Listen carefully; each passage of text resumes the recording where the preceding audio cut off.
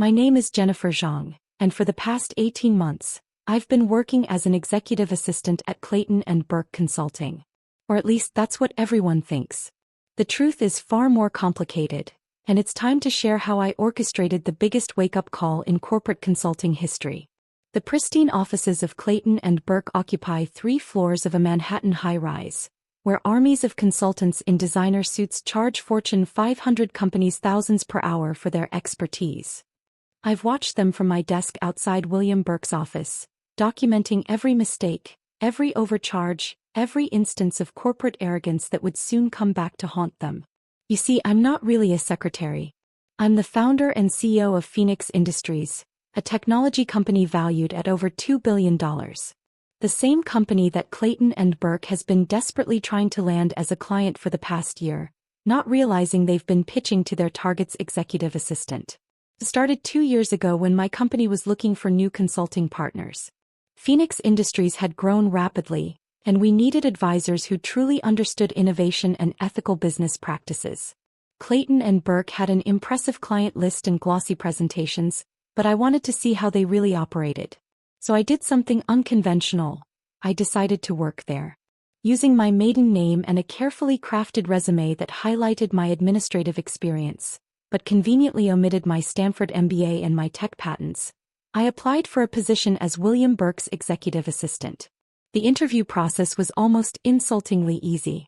Burke barely looked at me as he rattled off his expectations, more concerned with his golf schedule than the person who would be running his office.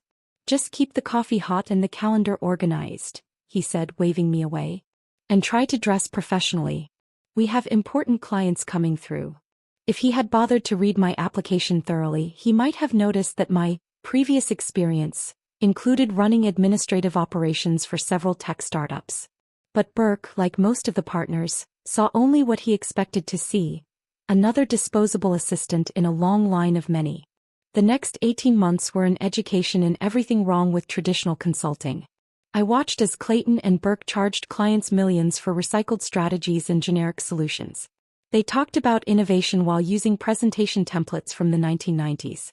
They preached corporate responsibility while fostering a culture of misogyny and elitism. Every day I documented everything. Every inappropriate comment, every inflated bill, every instance of malpractice carefully recorded and stored in encrypted files. My real executive team at Phoenix Industries thought I was crazy at first, but they trusted my judgment. After all, I hadn't built a billion-dollar company by following conventional wisdom. The real entertainment began when Phoenix Industries appeared on Clayton Burke's radar. My company had just closed a $500 million funding round, and suddenly every consulting firm in Manhattan wanted a piece of the action. Burke came strutting out of his office one morning, practically buzzing with excitement. "Jennifer, clear my calendar for the next 2 weeks," he announced. "Phoenix Industries is looking for a consulting partner, and I'm going to personally handle this one. Their CEO is some tech whiz, probably some nerdy guy who needs a real businessman to show him how things work." I hid my smile behind my computer screen. "Of course, Mr. Burke. Should I schedule the pitch meeting?" No, I'll handle everything personally. Just keep the coffee fresh and try not to disturb us when the team is strategizing. This is way above your pay grade." For the next 2 weeks, I watched as Burke and his team worked themselves into a frenzy preparing their pitch. They ordered expensive catering, booked the fanciest conference room, and even hired a graphic designer to create custom presentations. All while I sat at my desk quietly taking notes. The strategy sessions were particularly enlightening. I listened as they planned to upsell unnecessary services, padding their proposals with jargon and buzzwords. They didn't once discuss Phoenix Industries' actual needs or innovative culture. Instead, they focused on how to dumb down their presentation for what they assumed would be technically unsophisticated executives. "These tech types," Burke said during one meeting, "they're good with computers, but they need real business people to show them how the world works. We'll wow them with our corporate expertise, then gradually take over their strategic planning. Within a year we'll be billing them at least $50 million. The day of the first pitch meeting arrived and Burke was in rare form. He had his team assembled in the conference room, rehearsing their roles one final time. I watched through the glass walls as he paced back and forth, gesturing dramatically as he fine-tuned their approach. "Jennifer, he called out suddenly. Get in here. You can help us practice. I walked into the conference room, notepad in hand, trying to maintain my neutral assistant expression as Burke's team snickered. Sit there, Burke pointed to the client's chair. Pretend you're the CEO of Phoenix Industries. We'll practice our pitch and you just sit there and try to look important. The team laughed again and Burke launched into his presentation. It was a masterclass in condescension, filled with oversimplified explanations and patronizing analogies. He was trying to dumb it down for his simple audience, not realizing that his actual audience was silently cataloging every mistake. Halfway through I raised my hand. Mr. Burke? I have a question about your proposed technical integration strategy. Burke's smile froze. Jennifer, dear, just sit there quietly. You can't possibly understand these concepts. Leave the business talk to the professionals.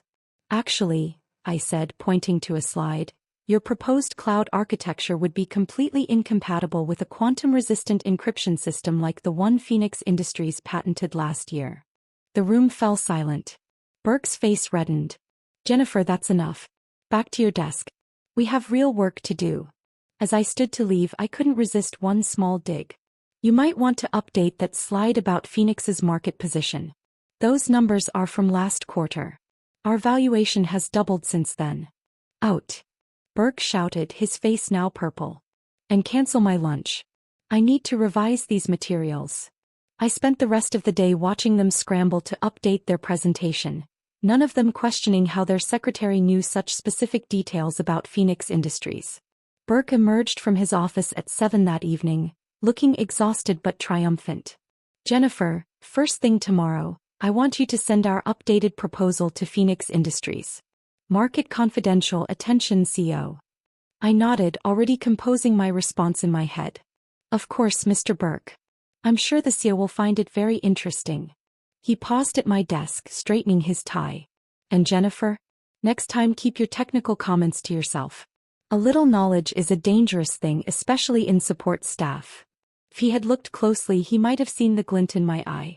But Burke, like always, saw only what he expected to see. The next morning I arrived early as usual, placing Burke's coffee on his desk and laying out the updated pitch materials for Phoenix Industries.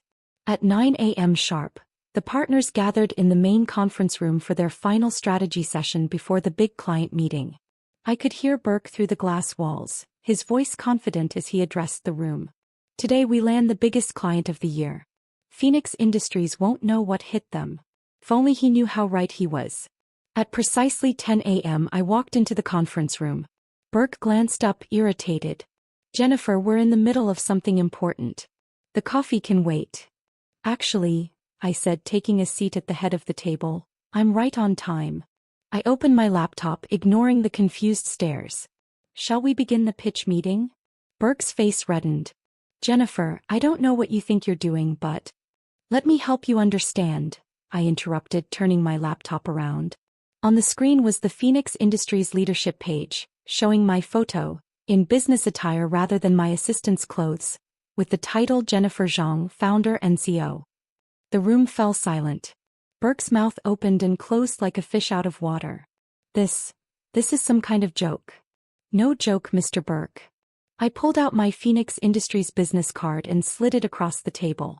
For the past 18 months, I've been evaluating consulting firms for a potential partnership. Your firm made quite an impression, though perhaps not the one you intended. The partners exchanged panicked glances. Burke's face had gone from red to white. But you're our secretary. Executive assistant, I corrected him. A role you made very clear was beneath your notice, which made it perfect for observing how you really operate. I opened a folder and began laying out documents. Let's discuss your pitch, shall we? First, your proposed technical integration strategy, which, as I mentioned yesterday, is completely incompatible with our systems. Then we can talk about your inflated billing practices, your recycled solutions, and your habit of overcharging clients for work done by junior associates while claiming it was handled by partners. You were spying on us? Burke sputtered. Market research, I replied calmly. Something you might have understood if you'd bothered to read my resume properly. Or even just paid attention to how I performed my duties. Did you never wonder why your office ran more efficiently than ever before? Why your client satisfaction scores improved? Why your documentation was suddenly more organized? Senior partner James Clayton, who had been quietly observing, finally spoke. What do you want? I smiled. Originally, I wanted a consulting partner who understood innovation and ethical business practices. What I found instead was a case study in everything wrong with traditional consulting. So now I have a different proposition. I pulled out another document, a purchase offer. Phoenix Industries would like to acquire Clayton and Burke. The room erupted in protests, but I held up my hand. Before you reject the offer, consider your position. I have 18 months of documented evidence of ethical violations, billing fraud and client mismanagement. Evidence that would interest your clients, the SEC and several other regulatory bodies. Burke jumped to his feet. This is blackmail. No, Mr. Burke, this is business. The kind you claimed to be teaching me about yesterday. I'm offering you a chance to transform your company into something better. I laid out my vision. Clayton and Burke would become a subsidiary of Phoenix Industries, specializing in ethical tech consulting. The old guard could either adapt to the new culture of innovation and respect, or take generous retirement packages. And if we refuse? Clayton asked. I closed my laptop. Then I release my findings to your clients and the relevant authorities. Your choice. You have until the end of the day to decide. As I stood to leave, Burke found his voice again.